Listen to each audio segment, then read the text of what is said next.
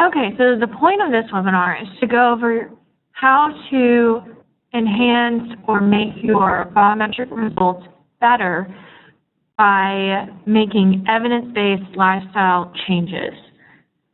So I'm going to go through all the changes that you can make for different things. You're going to notice that a lot of them will overlap with certain tips that you can do in order to enhance other biometric results. And that just happens because we all know that healthy lifestyle means healthier results. So that's good. It's a good thing they overlap. But even specifically, I'm going to go into, with certain things, what is actually going to help that test result get better. So let's go ahead and get started. Today on the agenda, we're going to talk about waist circumference, blood pressure, total cholesterol, HDL, LDL, triglycerides, glucose, and BMI. Now, if you are here from the city of Colleyville, then you are noticing that there are more on this list than you are actually held accountable to on your health screening form, meaning you only have to meet or improve 5 of the biometric results, and not all of these are on that list. But that doesn't mean that A, your doctor doesn't test these, because your doctor probably does, and B, they still encompass this big picture of a healthy lifestyle and a healthy person. So all of them are important. And I also want to point out that on all of the slides, I put the recommended number or range that you want to hit for all of these measurements. Now, this is the overall average number that you want to hit. But keep in mind, again, if you're calling from the city of Colleyville in this webinar, then you're noticing that your targets are going to be a little more lenient in some of these categories than what the national average is saying should be to be considered normal. Okay? I'm using the finger quotes there, and you can't see them. But so just know when you see the number range that I have on these slides that is recommended for you to hit, doesn't mean that that's what what standard you're held up to in order to meet or improve to get Tier 1 status for your insurance. So let's go ahead and get started. So the first one we're going to go over waist circumference. Now with waist circumference, a lot of this is going to have general, again, healthy lifestyle things, but more specifically, I want to talk about things you want to eliminate, cut out, or introduce into your lifestyle. So with women, you want to be less than 35 inches and men less than 40 inches. And I do want to point out why this is important, because there are studies that have been done on people and their body shape, and generally people who are more pear-shaped are at a higher risk for heart disease. So the waist circumference is there for the measurement just because we want to see how much at risk you are for heart disease. And I know genetics has a lot to do with all of these test results, all of them. But let's not eliminate the whole idea of, well, now I'm more at risk. So there's still some things you can do with your lifestyle to change that risk. So with your diet, you're going to practice portion control, right? And we're going to eliminate your starchy veggies. So you want to have as many veggies as you can in your diet, but you want to try to cut out some of the starchy ones. And starchy, the way I look at it is things that are more dense and heavy. So think of your veggies and what's the more dense and heavy veggie for you? Well, potatoes, and you can think of butternut squash, things like that. Those are actually starchy, and what that means is when you consume that starchy veggie, your body is going to consider it more on the carb side of your plate versus your veggie side. So if we have a plate and we have, let's say, a handful of carbs and also a handful of potatoes, well, now we have 2 handfuls of carbs because our body's going to actually create or react to those potatoes as a carb. So try to get in those non-starchy veggies. And then we're also limiting the amount of carbs we're getting in general. Again, the guideline is about a handful, but I want to open up your eyes to the fact of, think about a meal like spaghetti. Okay, our spaghetti noodles is our base, and there's a lot of them on our plate. and that is all carb. And we are only allowed about a handful per meal unless you're an endurance athlete. And so if that's the case, our base of our meal is already carbs. And now we're going to add in the breadstick and maybe the croutons on our side salad, things like that, and it all adds up. So now you've just tripled your carb intake. So be mindful of things like that and adding in your healthy fats and lean protein. Staying hydrated is going to be really important for all of your volumetric results, but specifically for waist circumference, you want to stay hydrated and eliminate all of those sugary beverages and maybe even alcohol intake. So if you can cut back or eliminate that completely, I know a lot of women who love that glass of wine, or I know men love it too, glass of wine at night, but keep in mind that wine is going to have a ton of sugar in it, right? And not only that, it's going to really affect our sleep. So the last bullet on this, I'm going to go ahead and skip ahead, is your stress management techniques and sleep hygiene. This, again, is something I feel like should be on every one of my slides, but specifically with waist circumference, stress and sleep are going to affect our body's ability to efficiently digest food, efficiently use food, and just be efficient in our life. So we want to be good on those things, and drinking alcohol before bed actually inhibits your ability to enter REM cycle. And a lot of times we think having a glass of wine helps us fall asleep, and that may be true. You may feel like you fall asleep faster, but your quality of sleep is not going to be there, because every time your body tries to dip into that REM cycle, which is where we get that quality of sleep, where we feel well rested, the alcohol kicks you out. So something to think about. And then exercise. So exercise is really important, but especially if you're working on waist circumference, and we'll see this also later with your BMI, you're going to want to focus on 30 minutes a day, totaling 200 to 300 minutes per week, and really incorporate strength training. So strength training is good for us because it's not only going to help us trim down, we're not only going to feel better, our body's also going to be more equipped, and more injury prevention is going to happen. So think about you stepping off that curb. You're going to feel better about yourself, and more injury prevention is going to happen if you are more toned, because our body's going to be most efficient about stepping off that curb. So something to think about. Okay, blood pressure. Now, again, this is one of those where the national recommended normal amount is actually a little harder to hit than the City of Colleyville's requirement for tier status. So really it should be less than 120 over less than 80. But you want to focus again on exercise, eating tons of vegetables and fruit, okay? We're talking about 9 to 10 veggies or fruits a day, and more heavy on the veggie side. But don't want to freak you out about that number, because you can always look up what a serving size is for the actual thing you're eating. For example, if you have a good medium to large size apple, that's going to be 2 to 3 servings right there. So don't feel like you have to eat, 10 apples a day. Really, one apple is going to get you that 2 to 3 servings, boom, off your list. You also want to limit sodium intake. This is really big for the blood pressure, okay? You want to aim to get anywhere from 1,500 to 2,400 milligrams of sodium each day as a max. And I even sometimes suggest people don't go over 2,000 milligrams, and really think about where this sodium is coming in your day that you don't think about. I'm not talking about when you're at dinner and you cut back on adding salt to your food before you taste it. I'm talking about where is your food coming from.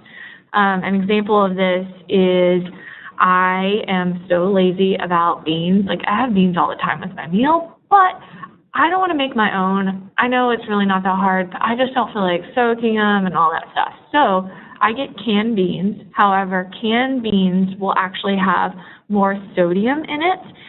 And so what I do is I rinse it before I actually eat it. It's going to knock off some of that sodium.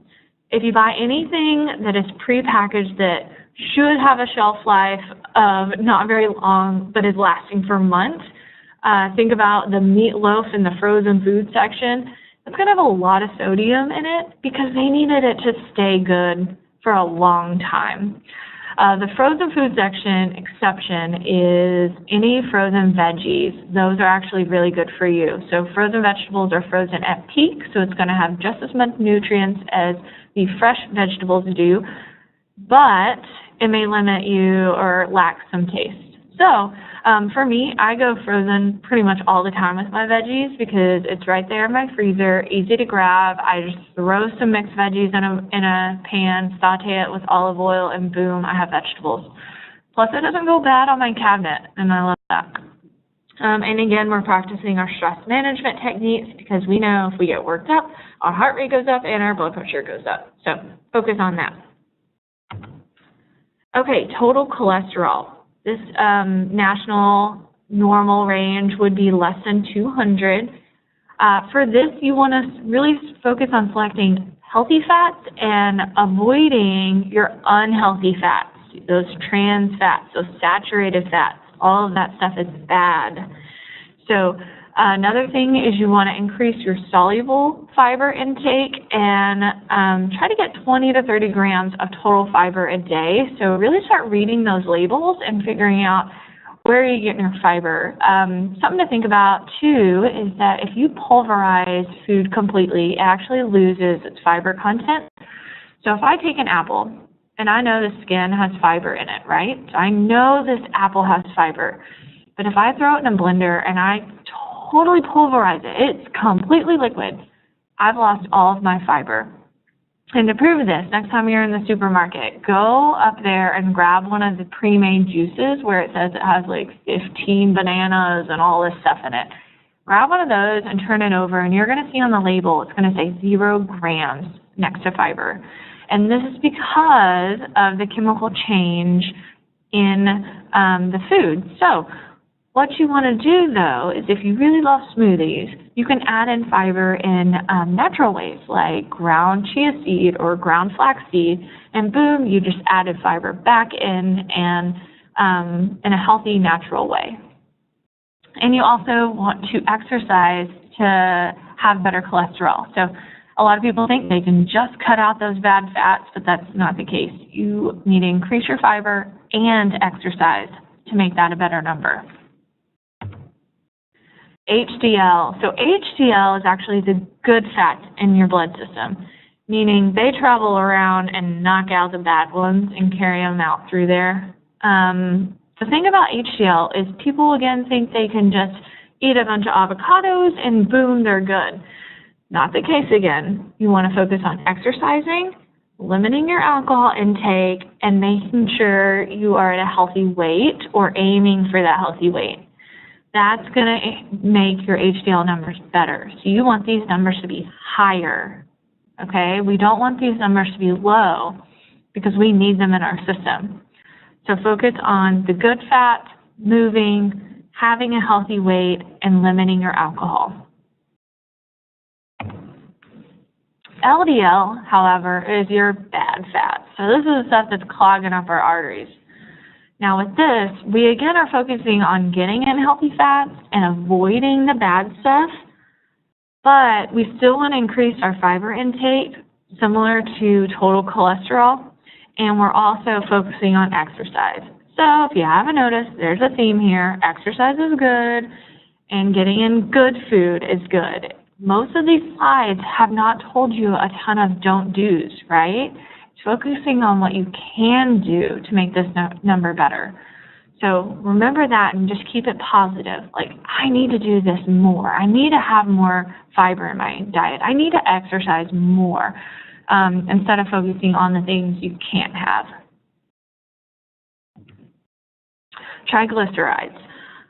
This one, again, is going to mimic some of the other stuff we're already focusing on with healthy fats, but to go in more specifically, you're going to want to add in some omega-3 fatty acids. That's something we need in our diet, but we're here in Texas, and there's not a ton of, ready, fresh seafood available, which is where we get a primary source for omega-3 fatty acids. So sometimes this has to be incorporated into our supplements.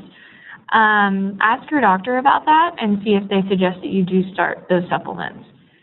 And then we're still eliminating our sugar and alcohol intake we are still limiting our carb intake.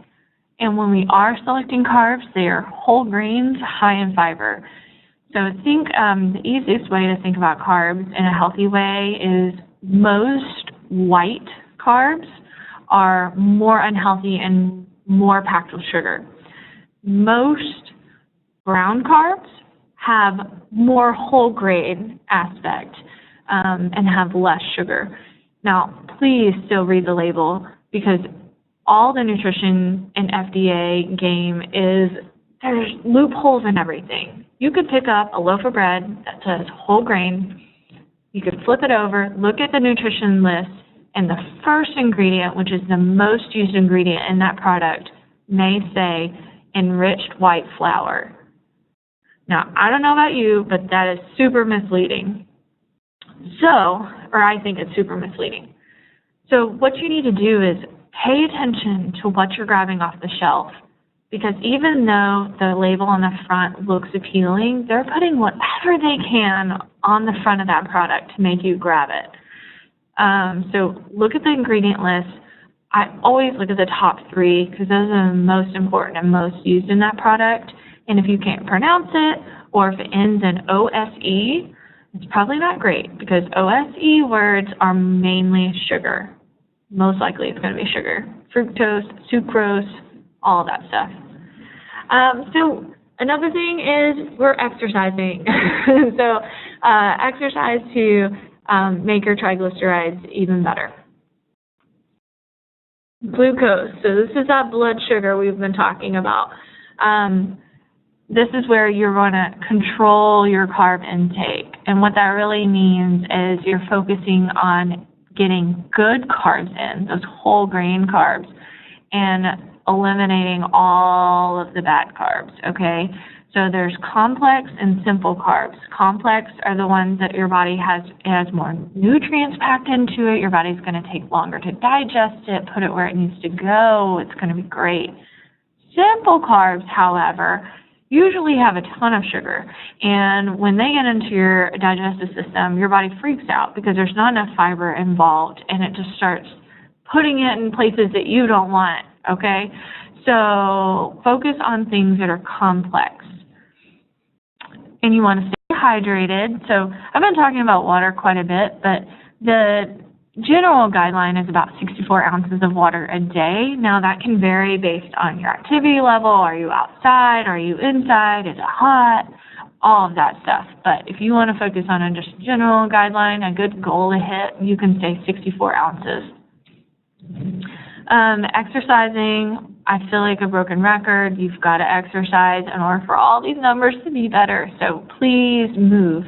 If you want to increase your intensity with exercise, focus on the talk test. So if you're going out, see if you can go and get it to a point where if you're with somebody, you don't want to carry on a conversation with them, right? If they ask you, hey, how was your day? And you're walking, you're working, right? You want to be to a point where all you want to reply back with is good. So try to get there. An easy way to do that quickly is find a neighborhood that has some hills, or just focus on increasing your speed. And then working on your sleep hygiene is really important. So we're focusing on making sure our blood sugars don't spike. We want to make sure our body is efficiently digesting everything, and we want to make sure we're sleeping really well. So general guideline with sleep is 7 to 9 hours. Please, I encourage everybody to make that a higher on their priority list, because we always push it down and we're easy to not go back to it. Okay, BMI. This one sometimes is a sore subject because it is very controversial, because a lot of people don't believe in it. I believe in its ability to have a standard or consider somebody in a normal range. And I can agree with that to a point, because it doesn't take into consideration your body type. But the City of Colleyville does not use this as one of your 5 criteria points, so that's good. However, your doctor still may look at this to find out if you're close to a healthy weight range for yourself. And in order to increase this, we're going to mimic a lot of stuff that we said with the waist circumference. So we're practicing healthy portions. Our portions are better products. We're getting in the good stuff. We're staying hydrated, limiting that sugar, limiting that alcohol. We're exercising. We're having strength training. And we're practicing our stress management techniques and focusing on sleep. So all of that is going to be combined to have you better your BMI. So a lot of this just kind of goes with general weight loss goals. Something that I want to mention is in the near future, I do plan on having an on-site and webinar event about using exercise bands for strength training. So I'm going to give you tips and what moves you can do for this. So that's coming soon. Okay, let's recap a little bit and let's focus on how you can get those better results at the doctor's office. So really we've talked about all the changes you can make, but I want to encourage you and tell you that changes do take time, okay? You can't do all this stuff overnight and just wake up one day and have all these changes and you threw away everything in your pantry and all is great in the world. It doesn't usually happen like that. One tip I have is to set SMART goals. SMART goals, if you don't know, which you may use this in your work life, but it's specific, measurable, attainable, realistic, and timely goals. And what that means is instead of saying, all right, this week I am going to move more, that's a great start, but make it really specific, okay? This week I am going to get 7,000 steps out of the 5 days that I'm working. Awesome. Now you made it specific, measurable, attainable, realistic, and timely. So at the end of the week, there's no gray area. You met it or you didn't. Another tip I have is to let your friends and family in on the changes. Now, I'm not saying I want you to ask them to hold you accountable. Not the case. But you do want to tell them what you're doing and what you're working on, because that's going to actually encourage you, and it's going to let them know not to be that saboteur in your life. So if you tell somebody, hey, I'm really trying to cut back on sodium, then maybe if y'all went out to eat and the waiter tried to bring y'all a bag or the bowl of chips, maybe that person is understanding when you say, no, thank you, I don't want any chips, and is okay with it not being on the table. You just got to be really open with everybody and let them know what you're working on. Now, you don't have to spend a lot of money in order to achieve all your results. And the reason why I'm saying that is because I don't want you to go out and buy into some really expensive program because you think you have to. You don't have to. Not all programs are good for you. Okay, let me rephrase that. Some of them are pyramid schemes that are trying to take your money. Some of them are actually decent programs. I don't mind them. I kind of like them. But don't feel like you have to go out and start buying, $600 a month meal plan that's shipped to your house. It doesn't have to be like that. And then also encourage everybody to take a step back and find out if you're an all or nothing or moderation person. Meaning, are you somebody who, if you say, okay, I am not going to have, I need to cut back on my sweets, so you can either, A, say you're not going to have any at all, like none, no sweets. Or you're the person who says, I'm going to have sweets maybe once a week. Once a week's my limit. So with that, if you know which person you are, you're going to have a better chance at coming up with the right plan. Because me, myself, I'm a moderation person. If you told me I could never have a cookie again, it's going to drive me crazy. I'm going to eventually burst, and I'm going to go up to Walmart or anywhere and grab the nearest cookie and eat as many as I can. Because that's all I'm going to think about. I'm going to fixate on it all I want. But I know some people that if they have one, they have 50, so they say, I'm not going to have any. For me, if I tell myself, you know what, you can have a cookie twice a week, or whatever the case may be, then I'm cool with it. Like, I'll have my cookie, I'm satisfied, I'm good. So try to figure out which type of person you are. And that's really going to help you get that good plan going. So you're going to have those changes. So that are all the tips I have. I know I was talking really fast because I wanted to get through all of it within the time limit. But I also have a handout with all of these tips. So I'm going to send everybody that joins this webinar that handout. If you're listening to this later, because I am recording this, then just email me and I'll get you that handout so that you can have all of the suggestions for each part. All right. Well, I hope everyone has a great time and makes great changes so that you have great results. Thank you for joining, and I hope you have a great day.